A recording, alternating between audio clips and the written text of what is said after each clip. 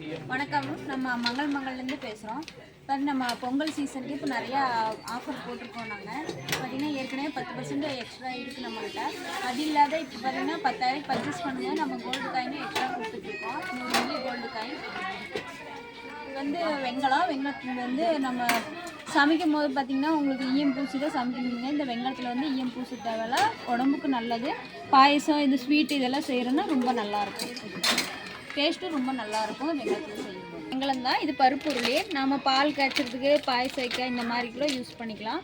இது ரொம்ப நல்லாயிருக்கும். இதுலேயே பார்த்திங்கன்னா இது வந்து பெருசு,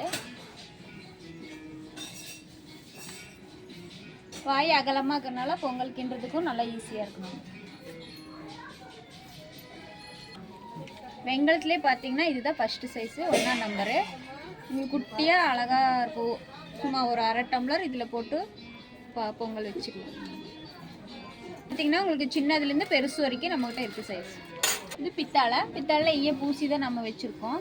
இது பார்த்திங்கன்னா நம்மகிட்ட சைஸ் எல்லா சைஸுமே இருக்குது. நம்மகிட்ட ஸ்மாலு, பிக், மீடியம், பிக் மூணுமே இருக்குது. வெங்கலத்துலேயே இது பெரிய சைஸு, நல்லா வெயிட்டாக இருக்குது. என்னாலே தூக்கி பிடிக்க முடியல. வெல்லம் பருப்பு இந்த மாதிரி செய்யும்போது 2 கிலோக்கு சாதாரணமாக சைஸ்.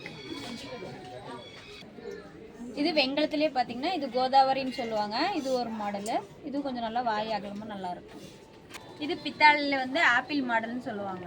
இது வந்து நாட்டு தகடு, கொஞ்சம் நல்லா அடி பிடிக்காது, நல்லா ஹெவியாக நல்லாயிருக்கும்.